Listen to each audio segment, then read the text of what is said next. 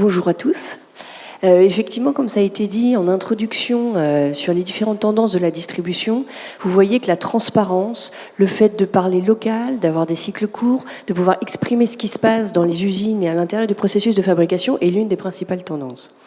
Et à ce titre-là, ce que l'on a fait, voilà, c'est que dans le cadre d'une mission, on a référencé en fait toutes les initiatives qui étaient liées autour de la transparence et de l'expression en fait interne de ce qui se passait dans les entreprises au niveau mondial en utilisant la blockchain. Donc ça, ce sont des initiatives de traçabilité alimentaire autour de la blockchain. On voit en fait deux choses. On voit que c'est au niveau mondial, donc partout dans le monde il y a des initiatives, et on voit que ça touche plein de produits différents. Ça va du café au vin en passant par la viande et tous les produits de l'agroalimentaire, y compris parfois dans les cosmétiques. L'autre conséquence, en fait, c'est que lorsque l'on regarde ce schéma-là, on voit qu'il y a plein de choses qui sont lancées, qui évoluent beaucoup, puisqu'en fait, on a fait la photo à 6 mois d'écart, et en fait, les initiatives avaient beaucoup évolué. En revanche, lorsque l'on creuse, parfois, c'est simplement un communiqué de presse, parfois, ça va au niveau du pilote, mais très, très, très rarement, ça va au niveau de la production. Donc vraiment, quand on parle de volume.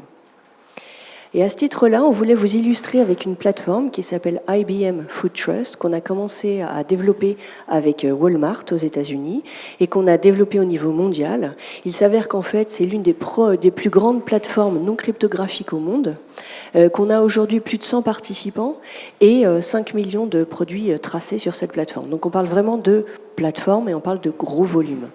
Quand on dit plateforme, c'est quoi? C'est que le principe, c'est que ça marche un peu comme un App Store, où en fait on va avoir un backbone qui est donc un réseau pour transférer des informations sur la blockchain, et par-dessus on va lancer des modules. Donc aujourd'hui on a lancé 4 modules autour de la traçabilité alimentaire, des certificats, de la fraîcheur, avec un lien évidemment très simple avec de l'IoT et de l'analytique. Et à ce titre-là, on a deux personnes ici sur scène avec moi, qui sont Alexandre et Vincent, qui vont vous expliquer un cas concret en France qui vient illustrer la transparence d'une part et le local d'autre part. Exactement. Merci Odile pour cette introduction. Je pense que tu peux passer le slide suivant. Donc on va vous parler... Ah, je suis revenu en arrière, c'était dans le mauvais sens. Voilà, on va vous parler de notre projet blockchain qu'on a monté de façon tripartite entre Carrefour, Nestlé et IBM. Avant de revenir sur ce projet, je voulais inscrire un peu plus le projet dans un contexte plus global. Alors, c'est des choses qui sont sans surprise pour vous, mais on a un contexte de mutation importante du modèle agroalimentaire qu'on a connu durant ces 50 dernières années, qui s'est accéléré avec notamment une montée de la défiance des consommateurs vis-à-vis particulièrement des grandes marques, qui va s'adresser, où ils vont se poser des questions sur la qualité, la composition, la provenance de leurs produits. Et tout ceci, en fait, s'exprime pour le consommateur dans une volonté de reprendre le pouvoir sur sa consommation et donc une certaine popularité derrière et la multiplication des reportages à ce sujet, également alimentés par tous les scandales alimentaires de ces 10 dernières années. Et puis, autre illustration, c'est le succès d'une application comme Yuka, qui est un véritable outil d'aide à la décision pour le consommateur sur l'achat au moment sur le point de vente. Ce contexte-là, il est global pour Nestlé, il est global pour Carrefour. Et pour la marque Mousseline dont je m'occupe, il s'exprime de cette façon-là, c'est-à-dire que la marque Mousseline, elle a été créée il y a 60 ans sur un asset assez simple, c'était simplifier la vie des femmes en annulant, entre guillemets, la corvée d'épluchage des pommes de terre. Donc c'est la praticité, on peut désormais faire une purée prête en quelques minutes et quasiment inratable. En plus de ça, c'est un produit qui va convenir à toute la famille et donc une certaine consensualité. Ces attentes de base, aujourd'hui, elles sont toujours valables, mais cependant, le consommateur, il attend plus quand il va consommer notre produit.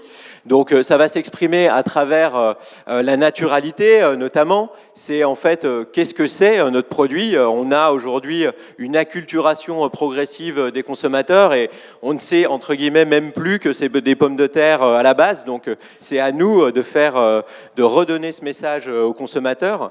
Le deuxième point, c'est le comment. Donc, c'est ce que j'illustre par le savoir-faire.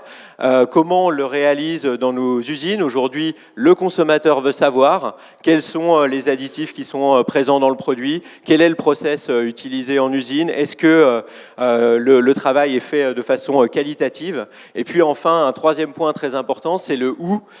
D'où viennent nos matières premières, comment elles arrivent sur nos sites de production et comment elles sont mises en œuvre également. Ce contexte global, il a amené les grands groupes et les marques à développer une série d'initiatives pour restaurer la confiance des consommateurs, initiatives qui vont être liées à des innovations produits, on a cité la tendance du bio en introduction, à des rénovations de produits avec le retrait des additifs, avec l'amélioration des valeurs nutritionnelles du produit, ou également à certaines activations ou communications à direction du consommateur. Et la blockchain, elle rentre dans cette troisième catégorie, même si en fait elle est plus globale, elle rassemble un petit peu les 3 points. Et elle est particulièrement pertinente, la blockchain, parce que en fait, de par son mécanisme intrinsèque de base, la blockchain, c'est une sorte de partenaire de confiance technologique qui, pour le consommateur, qui est vu comme ceci parce qu'elle est basée sur l'infalsifiabilité des données, la consultation publique des données, le fait que les données ne peuvent pas être supprimées à terme, et par conséquent, dans une période où la parole des grandes marques est mise en doute, et ben, ce partenaire blockchain peut reconstituer la confiance avec le consommateur. Donc, c'est une des initiatives qu'on a décidé de mettre en place. Le groupe Nestlé, il travaille depuis un certain nombre d'années, puisqu'il a rejoint le consortium IBM Food Trust depuis 2017, pour développer un certain nombre de pilotes dans le monde qu'ont pu illustrer Odile, mais qui n'étaient pas allés jusqu'au live consommateur. Et puis, Carrefour a rejoint ce consortium en octobre 2018, mais Carrefour est un pionnier de la blockchain, en fait, puisqu'il a développé déjà un certain nombre de solutions blockchain sur ses produits à marque propre depuis quelques années, notamment les œufs et le poulet. Une fois que les deux groupes en fait, ont rejoint ce consortium, ça a facilité les discussions et la volonté d'avoir ce projet commun de blockchain du champ à l'assiette. Donc justement, Vincent, est-ce que tu peux maintenant nous expliquer qu'est-ce que le consommateur va retrouver dans l'application dédiée à la mousseline ?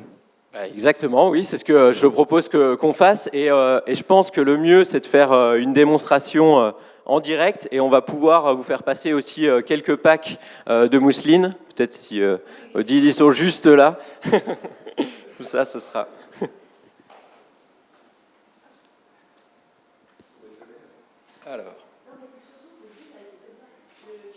Alors, vous allez pouvoir scanner le QR code et l'idée, c'est de rentrer le numéro de lot puisque les informations dynamiques qui sont présentes sur la blockchain sont liées au numéro de lot qui correspond à un jour de production, à une équipe de production.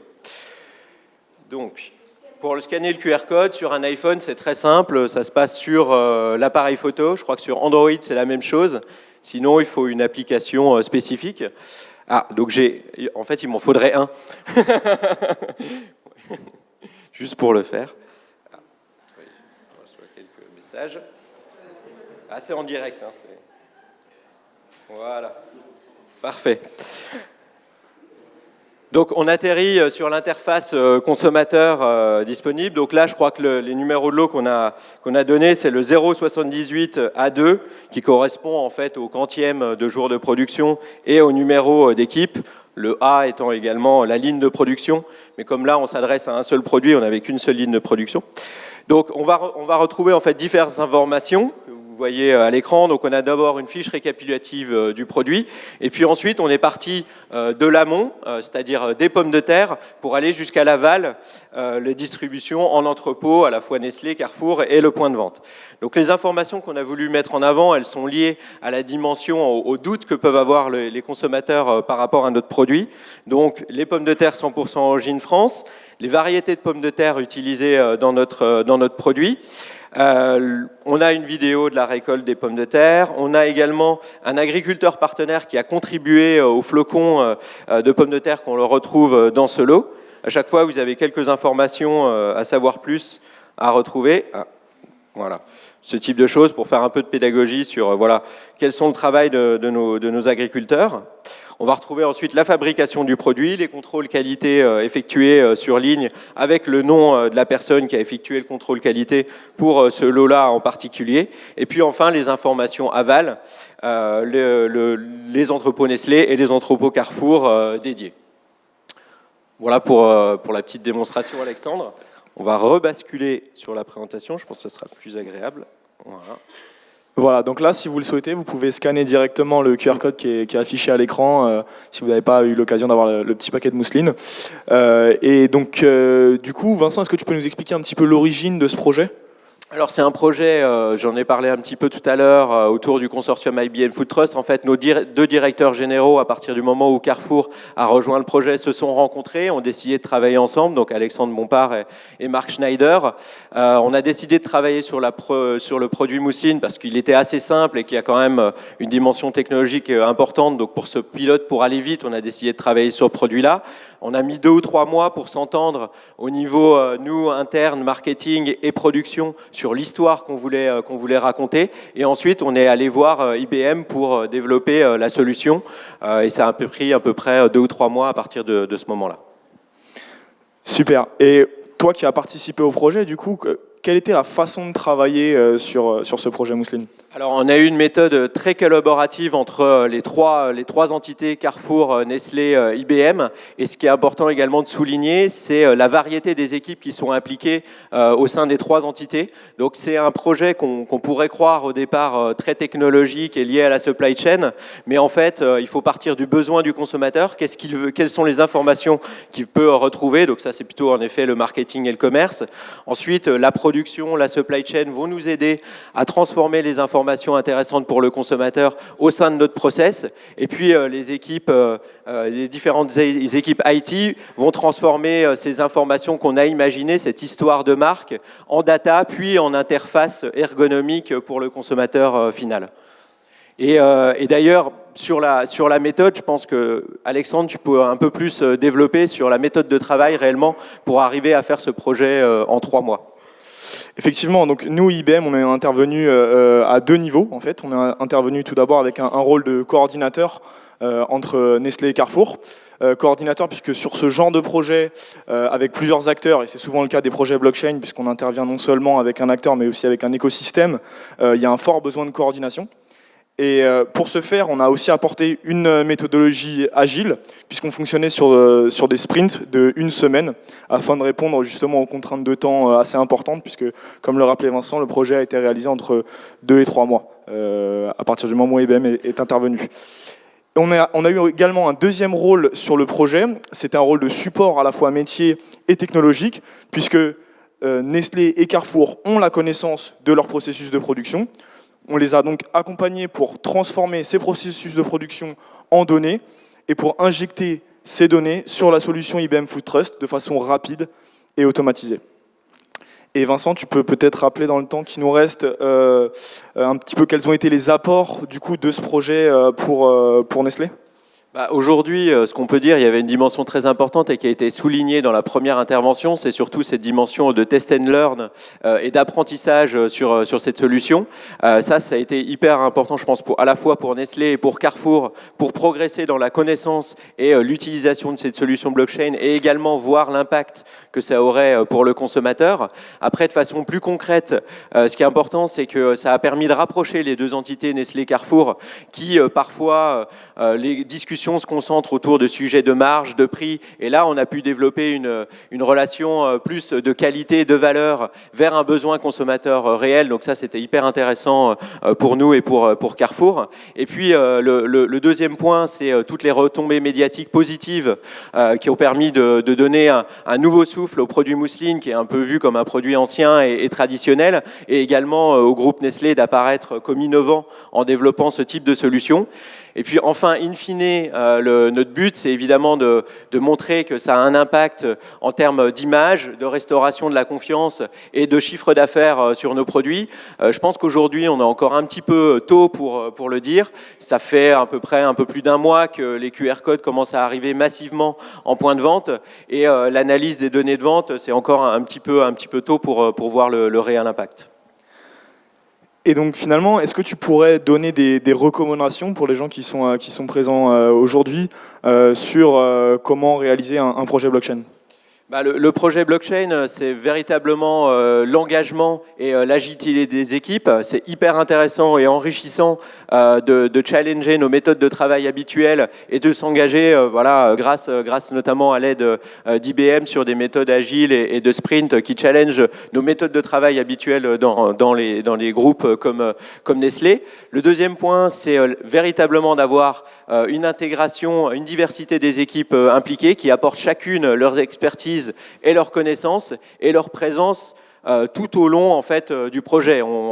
Nous, du côté du marketing, on n'a pas juste livré une histoire au début et ensuite laissé la logistique et l'IT travailler. On a été présent à chacune des étapes, donc ça c'est hyper important.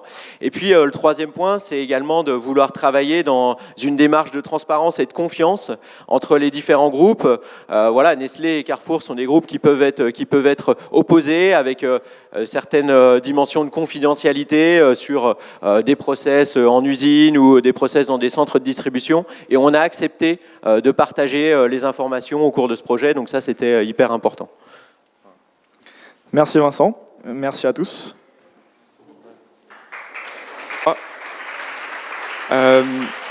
Avez-vous des questions à leur poser ? On en profite.